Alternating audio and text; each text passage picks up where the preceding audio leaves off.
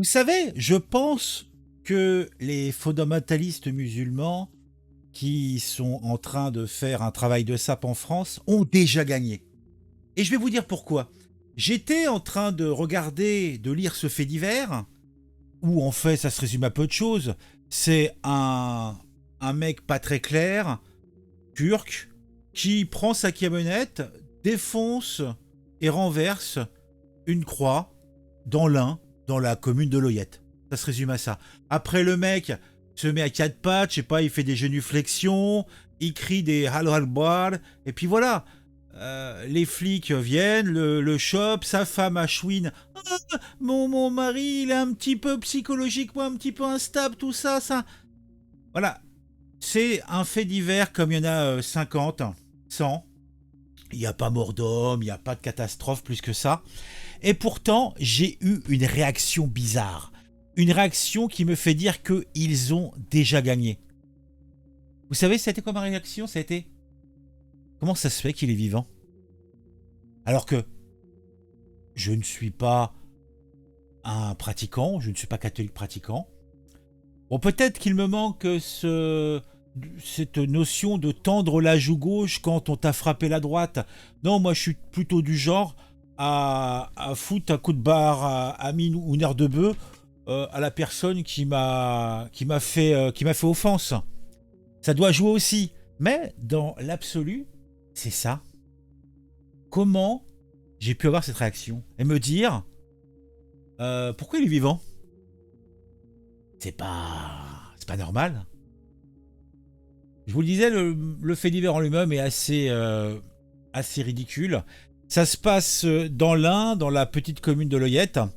C'était là, dimanche dernier, où un homme d'origine turque s'en est pris, comme ça, pourquoi pas, à une croix catholique en plein jour. Les témoins qui ont, alors il faut le croire, le sens de l'observation, mais pas de l'intervention, ont alerté la gendarmerie. L'homme, qui somme toute semble avoir la foi chevillée au corps, mais pas le respect des lieux de culte, a reculé délibérément avec son fourgon contre l'édifice avant de l'attacher avec une sangle et de le renverser au sol. Alors il a crié Allahu Akbar et s'est mis à prier sur les lieux de l'incident, ou plutôt de l'attentat. C'est plus de l'ordre de l'attentat. À l'arrivée des forces de l'ordre, l'homme a eu une attitude calme, mais a tenu des propos religieux somme toute assez décousus.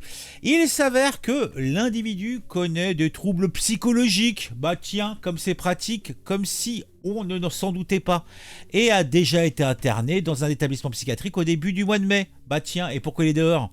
Sa femme confirme les faits, tu m'étonnes. Alors moi, je dis déjà qui c'est qui va payer les réparations, donc elle, sa femme, sa responsabilité civile, en tout cas quelqu'un doit payer. Et surtout, vous savez, c'est cette réaction que j'ai eue de me dire, mais comment se fait-il qu'il est vivant? Vous voyez, c'est la notion de blasphème. En fait, par leur pratique, ces islamistes ont réussi à remettre dans mon esprit plutôt cartésien et je m'en foutiste cette notion de blasphème.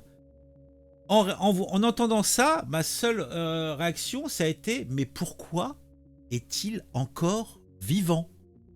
Pourquoi son corps n'a pas été rendu à la terre de façon définitive? Et ce sentiment n'est pas lié à une colère ou... Non, non, c'est un pur réflexe conditionné. Pourquoi? De justice, dirais-je. Mais qui n'est pas très en osmose avec nos valeurs, celles qui nous sont chères. C'est quand même curieux. Bon, j'ai pas grand-chose d'autre à dire sur ce fait divers. Ce qui m'intéressait, c'était plus ma réaction que le fait en lui-même, puisque je vous ai tout dit, hein, il s'est pas passé grand-chose.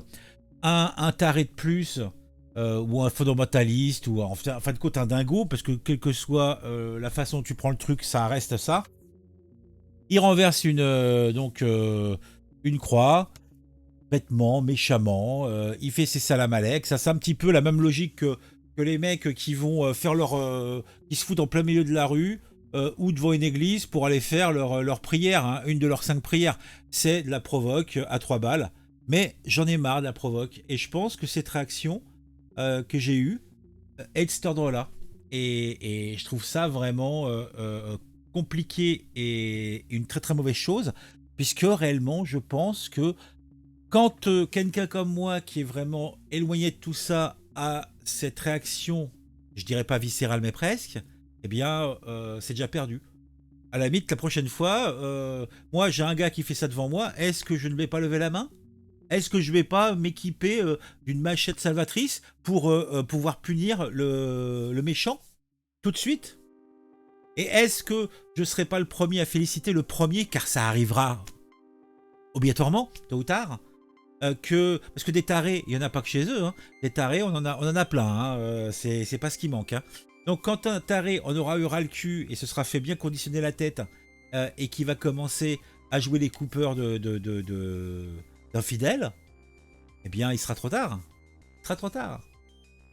Je suis consterné, affligé. Bon, en tout cas, dites-moi ce que vous en pensez en commentaire, parce que je pense que c'est un sujet à réflexion plutôt intéressant. Vous pouvez mettre un j'aime également. On se retrouve très vite pour une nouvelle vidéo sur un sujet qui m'a intéressé et qui, je l'espère, vous intéressera aussi. Et puis, accessoirement, si vous aimez bien ce que je fais, ben, abonnez-vous sans attendre. Et si vous le faites, activez la petite cloche.